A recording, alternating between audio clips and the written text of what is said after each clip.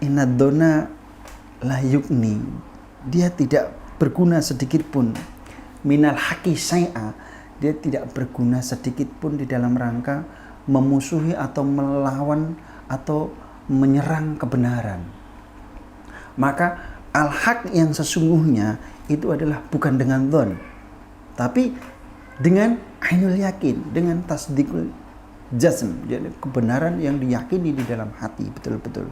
Innallaha alimun bima yaf'alun, bahwa di situ dikatakan sesungguhnya Allah mengetahui apa-apa yang telah mereka kerjakan. Jadi, maka kembali lagi di sini kita tandaskan bahwasanya ilmu itu sangatlah penting sekali ya, sangat penting sekali, sehingga setiap pribadi muslim harus betul-betul menyadari bahwasanya kita membutuhkan satu ilmu. Ketika kita tidak memiliki satu ilmu tentang akhirat, maka itu adalah sebuah kerugian besar. Antum boleh alfa di dalam hal ilmu duniawi ya, karena sifat duniawi adalah sementara, sementara sifat akhirat adalah abadi ya. Antum boleh tidak berhasil di dalam dunia ini, namun antum tidak boleh gagal di dalam akhirat ya. Maka hal yang paling utama bagi seorang mukallaf, hal yang paling utama bagi seorang muslim, muslimah, dia adalah mencari ilmu, menuntut ilmu diniyah, menuntut ilmu agama, sehingga dia betul-betul memahami apa yang harus mereka kerjakan, apa yang harus mereka lakukan, sehingga dia mampu memperoleh suatu kehidupan yang baik di akhirat ya. Mari kita lihat surat di ayat lain ya, di dalam surat Toha di ayat yang ke 124 ya. Di situ disebutkan oleh Allah Subhanahu wa taala, atau dari 123 ya. Di situ dikatakan ini adalah cerita daripada Nabi Adam alaihissalam bersama Hawa ya, bahwasanya fa imma ya'tiyannakum minni hudan famanittabaa huda fala yadillu wala yasqa ya. Dia Allah berfirman, turunlah kamu berdua dari surga. Ini cerita diusirnya Nabi Adam alaihissalam bersama istrinya dari surga ya, bahwasanya turunlah kamu berdua dari surga bersama-sama. Sebahagian kamu akan menjadi musuh bagi sebahagian yang lain ya. Jika datang kepadamu suatu petunjuk dariku, maka ketahuilah barang siapa mengikuti petunjukku, dia tidak akan sesat dan tidak akan celaka. Wala yadilu wala yasqa. Jaminan dari Allah Subhanahu wa taala, ketika dia mengikuti petunjuk ya, maka wala yadilu wala yasqa, dia tidak akan tersesat dan tidak akan celaka. Apa yang diikuti? Yang diikuti adalah petunjuk tadi. Petunjuk itulah yang namanya ilmu ya. Petunjuk itulah yang namanya ilmu. Ketika seseorang keluar dari petunjuk, maka sesungguhnya dia tersesat. Saya bikin suatu analogi. Hari ini adalah satu era di mana ini adalah era digital ya. Hampir seluruh penduduk bumi ini mengenal namanya Android ya. Di dalam HP ini ada satu aplikasi bernama Google Maps ya, atau mungkin yang lainnya yang bisa memberikan satu petunjuk jalan ya, arah ya. Misalnya kita ingin bepergian, katakanlah kita ingin mengarah ke suatu tujuan ke Semarang atau ke Jakarta misalnya ya, kita nyalakan Google Map dari wilayah Solo misalnya, maka Google Map itu akan mengarah ke barat ya, kemudian kita mengikuti jalan itu. Inilah petunjuk yang ada, ilmu yang ada itu seperti itu. Ketika orang mengikutinya ya, 90% mereka akan sampai tujuan ya. Ada kalanya sedikit bengkok-bengkok ya, atau mungkin muter-muter ketika dia sudah hampir mendekati titik tujuan ya, karena ada gang-gang tertentu ya. Seperti itu. Tapi pada dasarnya itu adalah menjadi satu acuan untuk mengarah seseorang berjalan ya. Itulah analogi kecil ya, analogi ringan ya, bahwasanya kita harus mengikuti petunjuk itu seperti itu. Begitupun halnya tentang kehidupan ini ya. Kita ingin mencapai satu tujuan, yaitu tujuan kita, akhir dari tujuan kehidupan kita adalah mencapai titik akhirat ya.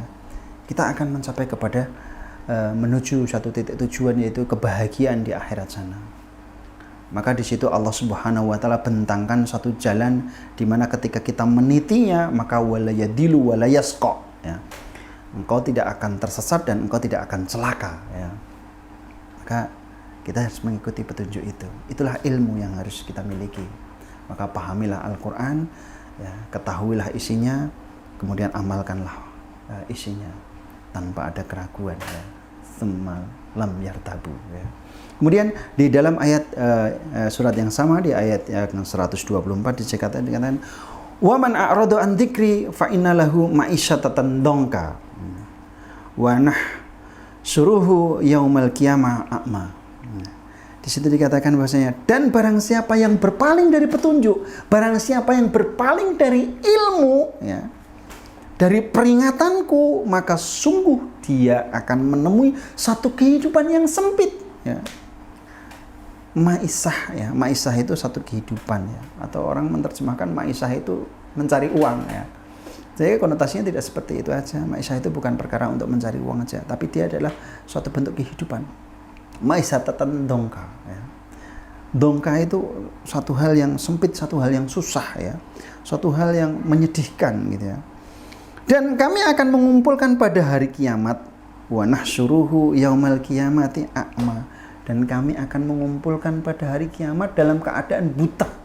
Na'udzubillah min dzalik. Ya. Jadi ayat ini cukup jelas sekali bahwasanya orang yang berpaling dari ilmu peringatan yang diberikan oleh Allah, berpaling dari petunjuk, yaitu berpaling dari Al-Quran, maka sesungguhnya dia akan menemui satu penghidupan yang sempit dan di akhirat dia akan berada dalam keadaan yang buta. Nah, analogi kita sekarang berpikir, bagaimana seseorang akan berpaling sementara dia tidak tahu, ya.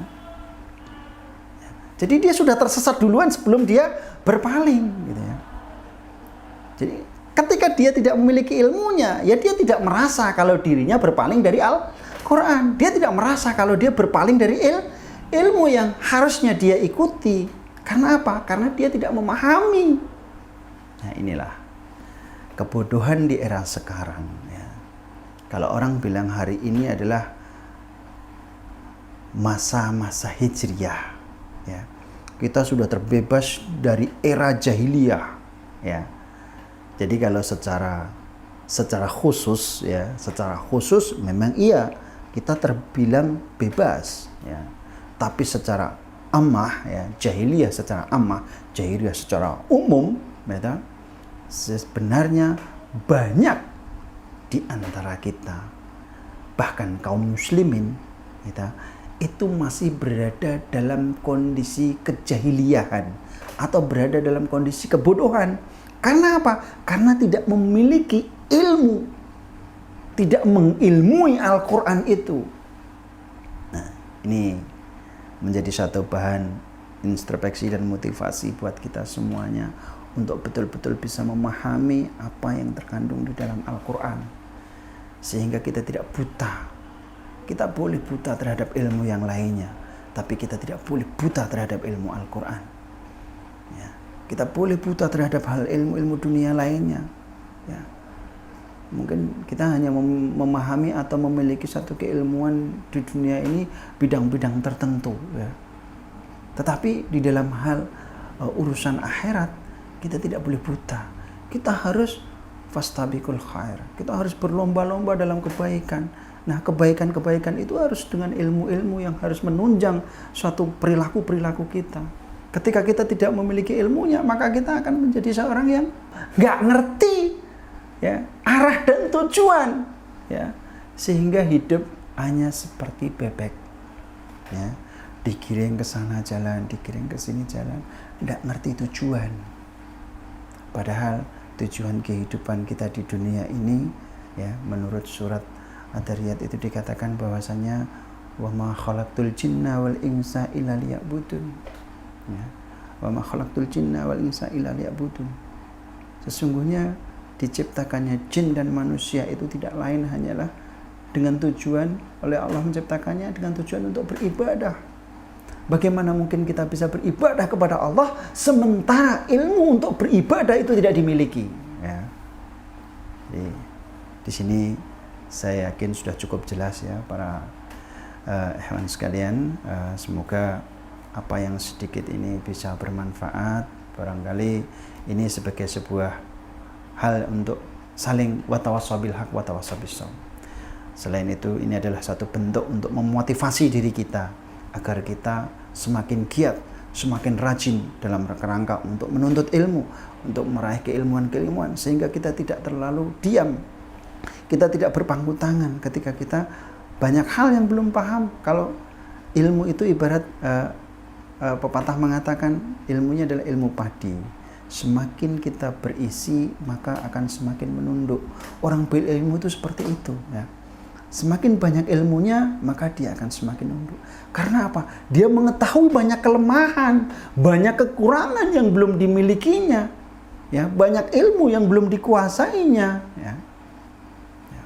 Kalau kita lihat sejarah para imam, para tabi'in ya, itu dia menghabiskan waktu hidup beliau itu adalah dalam rangka menuntut ilmu. Bahkan sangat masyhur sekali ya, Imam Syafi'i itu beliau menuntut ilmu itu sejak kecil ya. Bahkan dia berpisah dengan orang tuanya itu, kalau tidak salah dalam baca sejarah itu sejak dia berusia 7 tahun atau 8 tahun itu. Dia sudah berpisah dengan ibunya, kemudian dia berguru ya, dia melanglang buana atau berguru kemana-mana. Karena apa? Dalam rangka mencari ilmu.